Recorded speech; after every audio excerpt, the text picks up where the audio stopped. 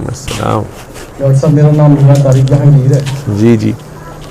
2-3 महीने पहले मेरा भाई बाहर से आया हुआ था, उसने आके जी इधर पित्ते का ऑपरेशन करवाया, पत्थरियाँ थी उसके जी। तो मैं उसको मिलने गया, कहता है भाई आप भी चेक करवा लो। तो मैं कहा यार मैंने क्या चेक करवाना, मैं ठीक ठाक बंदा हूँ, क्यों चेक करवाऊँ? कहता नहीं फिर भी चेक करवा लो, अम्मा को भी पत्थरी थी, मुझे भी है, शायद आपको भी निकल आए। मैंने कहा अच्छा। तो डॉक्टर साहब मैंने चेक करवाया तो मेरे लीवर के अंदर एक निशान आ गया। तो उस छोटी सी बच्ची थी, डॉक्टर थी, उसने बड़ा थॉरली मुझे उसी में बता दिया जी आपको कैंसर है। उस बच्ची ने, मैं बड़ा परेशान हुआ, मैं कहा यार ये अभी छोटी सी बच्ची, इसको क्या पता होगा कि ये मुझे कैंसर, क्योंकि मैं मान ही नहीं रहा था इस चीज़ को। मैं वहाँ से निकला, मैं इधर उमरा हॉस्पिटल आ गया। उधर आके मैंने फिर दोबारा अल्ट्रासाउंड फिर करवाई, उन्होंने फिर मुझे कह दिया कि जी तुझे इस तरह जी ये कैंसर है, सिटी स्कैन करवाएं अभी। तो मैंने जब सिटी स्कैन करवाया तो उसमें उन्होंने कह दिया जी वाकई बिल्कुल आपको कैंसर है और आप फ़ौरन PKLI चले जाएं। मैं डॉक्टर साहब PKLI चला गया, डॉक्टर फैसल डार से मुलाकात हुई। उन्होंने कहा यार ये इसी तरह ना आपका ऑपरेट होगा और कीमोथेरेपी होगी, ये इस तरह की मुझे ना दरमियान में लटका दिया। मेरे साथ बच्चे भी थे, तो जब उन्होंने ये कहा तो बच्चे रोना शुरू हो गए कि जी बाबा को कैंसर निकल आया, बैठे बिठाए ये क्या हो गया। तो उन्होंने कहा जी आप इस तरह करें, अभी ऑपरेट तो नहीं होगा, आप कीमो करवा लें जाके, तो 6 माह बाद फिर आ जाइएगा। और टाइम भी दे दिया कि आपके पास टाइम भी कुछ 6 माह का ही है। मुझे डॉक्टर साहब इस तरह मेरे ऑफिस में कोई बंदा आया, उसने मुझे कहा कि जी स्वात में ना कोई हकीम साहब है, वो दवाई देते हैं, आप उनके पास चले जाएं और वो दवाई फ्री ऑफ कॉस्ट देते हैं।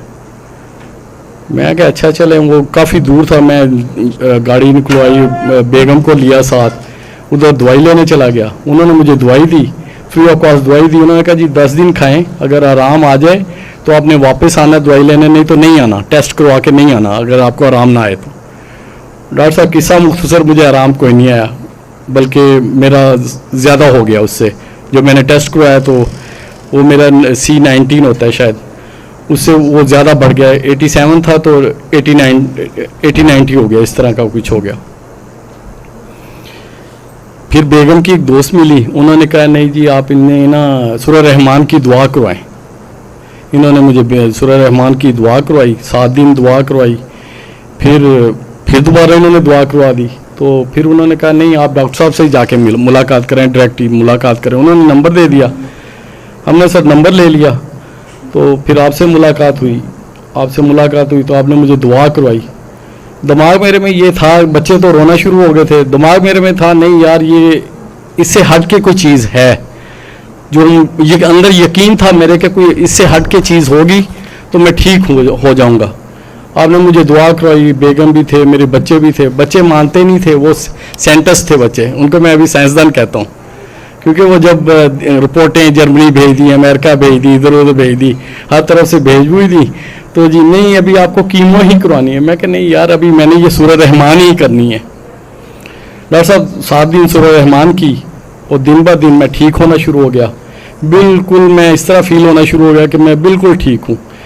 बस सूरह रहमान से सर मुझे एक जो चीज़ मिली, मेरे अंदर एक शम्मा जल चुकी है। मुझे तो कैंसर की तो परवाह नहीं है, ना मैंने टेस्ट करवाना है, अभी बिल्कुल कोई टेस्ट नहीं करवाना। जो शम्मा जल चुकी है ना, और मैं अभी यही दुआ करता हूँ अल्लाह ताला से वो जलती रहे बस, और मुझे टेस्ट की कोई ज़रूरत नहीं है। और कैंसर से जो मुझे मिल गया है ना सर, वो शायद अल्लाह ताला सबको ही दे, और वो जो लेना चाहते हैं। तो मुझे तो बहुत खुशी हुई इस कैंसर से कि मुझे जो चीज़ चाहिए थी 20-25 साल से मैं धक्के खा रहा था, दुनिया में धक्के खाए मैंने, और वो मुझे इस सूरह रहमान से ही मिल गई। और मैं अक्सर मिसिस के साथ जाता था, मैं मुख्तलिफ़ किस्म के गाने लगा के सुनता था, तो ये कहती थी रोते क्यों, कोई याद आ रही है? मैं कहती नहीं जी याद तो नहीं आ रही, मुझे नहीं पता कि मैं रोता क्यों। तो उसके बाद सर मुझे जो जो नज़र आया, मैं बदतमीज़ इंसान था, बदतमीज़ियाँ करता था लोगों के साथ, एम्प्लॉइज़ के साथ बदतमीज़ियाँ करता था, हर किसी से सर मेरे अंदर प्राउडनेस इतनी थी। और ये सूरह रहमान के बाद मेरे अंदर वो सारा कुछ आहिस्ता आहिस्ता आहिस्ता सब कुछ ख़त्म होना शुरू हो गया। अभी ये होता है कि किसी की मैं तकलीफ़ देखता हूँ ना, तो मेरा दिल कहता है नहीं यार इस बंदे के लिए दुआ की जाए। अभी एक असद अब्बास वफात पा गया, मैंने ऐसे ही नेट लगाया तो असद अब्बास था, कोई सिंगर था, उसका बच्चा भी सर, उसके पेट में भी कोई प्लास्टिक की नालियाँ डली हुई, वो भी वफात पा गया कल। मैं उसके लिए बड़ा परेशान हुआ, उसके लिए मैं रोज़ाना ही दुआ करता था, या अल्लाह इसको भी सेहत याब कर दे, इसके सदके मुझे भी और सब, बल्कि मैं पाकिस्तान के लिए दुआ करता था, या अल्लाह मेरा पाकिस्तान बीमार हो गया, इसको भी सेहत याब कर दे। और डॉक्टर साहब सूरह रहमान से जो जो मिला ना, मेरे अंदर तहम्मुल मिजाजी आ गई है। और अभी मेरा दिल करता है कि मैंने जिन जिन के साथ जो जुल्म किए ना, उनसे माफ़ी मांगूँ। और एक मेरा कज़न आया, डॉक्टर साहब मेरे ऑफिस में आया, हम अकेले बैठे हुए, जाती मरतबा उसने कोई इस तरह की बदतमीज़ी कर दी कि मेरे से बर्दाश्त ना हो। मैंने उसकी इतनी इंसल्ट की, लेकिन मेरा जो अंदर था ना, वो मुझे कह रहा था यार तूने ज़्यादती कर दी। मैं भूल गया इस चीज़ को। और जब आपने मुझे ये कहा कि यार उस बंदे, आपका कोई बड़े से आपने नाराज़ की हो, उससे माफ़ी मांगो, तो मैं घर आया, मिसिज़ भी साथ थी, तो मिसिज़ ने कहा कि उस बंदे से आपने माफ़ी मांगनी है तो चलें उसकी तरफ। मैं पहले सोच में पड़ गया, यार ये बड़ा मुश्किल काम है यार, उसके घर जाऊं, उसके बच्चे भी होंगे, क्या होगा। मिसिज़ ने कहा नहीं यार चलो आप, कुछ नहीं होता। डॉक्टर साहब उसकी मेरी अकेली कन्वर्सेशन थी, मैंने उसके घर जाके उसकी मिसिज़ के सामने, उसके बच्चों के सामने, उसकी बहू के सामने उससे माफ़ी मांगी। और नेक्स्ट डे मुझे ये फील हुआ कि जैसे मेरे अंदर से कोई चीज़ नीचे गिर गई है, और मैं बिल्कुल दिन ब दिन, अभी मुझे दूसरा महीना है डॉक्टर साहब, मुझे ये बाहर जाने नहीं देते थे। अभी मैं खुद मुल्तान जा रहा हूँ, उधर पिंडी जा रहा हूँ, 2 मरतबा लीला शरीफ जा चुका हूँ, बाबा जी को सलाम करके आ गया हूँ। और बाबा जी ने मुझे दुआ दे दी कि यार तू इधर से ना अभी मदीना पाक भी जा, उधर भी सलाम करके आ। तो इंशाल्लाह 2-4 दिनों के अंदर हम उधर भी जा रहे हैं। तो मेरा ख्याल है कि सूरह रहमान से बढ़ के मुझे कोई चीज़ नज़र नहीं आई। कुरान पूरा ही शफा है, लेकिन सूरह रहमान में अगर उन्होंने कुछ बताया है तो इसका कोई अखज़ निकला हुआ है ना, तो बताया उन्होंने। बस thank you very much doctor साहब, यही कहना चाह रहा हूँ मैं। और इस पे यकीन के साथ, पक्के यकीन के साथ, हम मुसलमान तो हैं, यकीन नहीं है अंदर, लेकिन यकीन के साथ आप इसको अपना लें कि ये सूरह रहमान ही शफा है। बस thank you very much doctor साहब। इनसे कि अल्लाह है, मुझसे पूछा था। आपसे पूछा था क्योंकि आप रो रही थी, परेशान ज्यादा थी। याद है सारी बात? आप बोलो क्या, कि मुझे याद नहीं, असल में मैं याद करना चाह रहा हूँ कि क्या बात हुई थी, मुझे भूल गई है। मुझसे आपने पूछा अल्लाह है, मैंने कहा है। आपने कहा कहाँ पे है, मैंने सोचा, फिर मैंने आपको बताया जज्बात है, एहसास। आपने कहा एहसास है। फिर उसके बाद आपने पापा को चेक किया लिटा के सारा उन्हें, और सारा कुछ चेक करके फिर आपने, तो पापा उतनी देर सोची जा रहे थे कि ये मेरी बेटी को इतनी बड़ी बात कैसे पता चली, वाकई अल्लाह है। ठीक है, पर ये ना उसमें बैठ के तो नहीं ना याद रहता कि अल्लाह है कि नहीं है। तो फिर आपने पूछा रात को 3 बजे इशारे पे खड़े होते हो, मैंने कहा जी खड़े होते हैं। आपसे पूछी जा रहा था। हाँ, आपने कहा मैं तो खड़ी हो जाती हूँ, अब्बू ने से खड़ी हो जाती है रात के 3 बजे भी लाल बत्ती पे। हाँ, तो नहीं रुकते।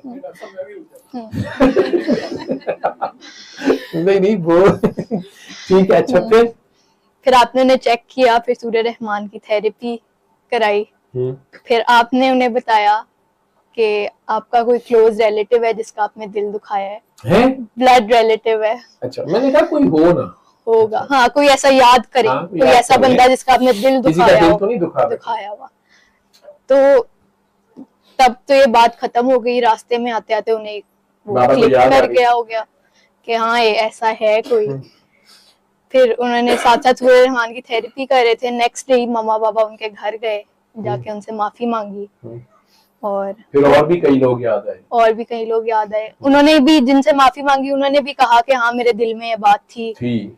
लेकिन उन्हें ये नहीं बताया कि मुझे कैंसर है और मैं इस वजह से तुमसे माफी मांगने आई। बस वैसी माफी मांग ली। और फिर 3 दिन बाद वो हमारे घर पे आए खाने के लिए, पूरी फैमिली आई और सारे। और फिर पापा ही बताते हैं कि जब मैंने उनसे माफी मांगी, मैं वापस आया तो मुझे फील हुआ मेरे अंदर से कोई चीज ड्रॉप हो गया और मैं बिल्कुल ठीक रिलैक्स हो गया जी।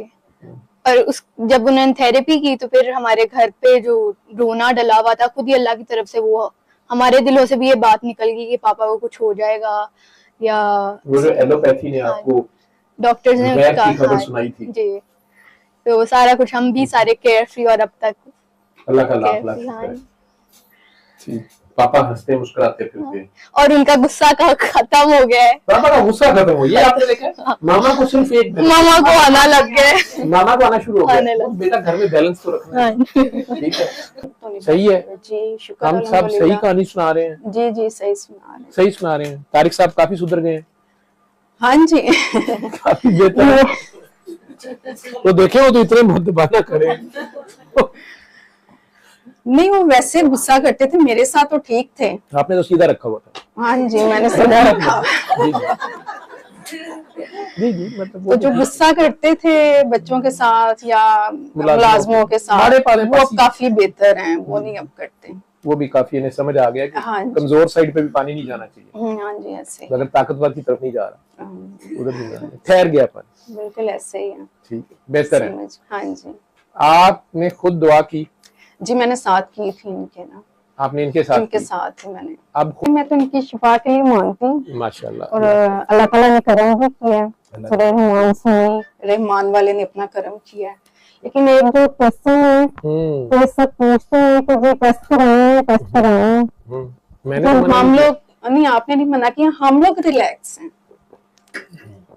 तो मतलब शुक्र अल्हम्दुलिल्लाह ठीक है। ये उसी तरह सारा कुछ उसी तरह है, ऑफिस पे जा रहे हैं, हर चीज उसी तरह चल रही है। हाँ एक वक्त है कि मौत तो अल्लाह के हाथ में है, जिंदगी में बिल्कुल जब वक्त पूरा होना है तो पता भी नहीं चलना। बिल्कुल, वो टाइम मुझे भी नहीं पता कि किस तरह बिल्कुल नहीं पता। तो इसलिए हम लोग तो शुक्र अल्हम्दुलिल्लाह हम्म, बहुत अब रिलैक्स हैं। आप रिलैक्स हैं।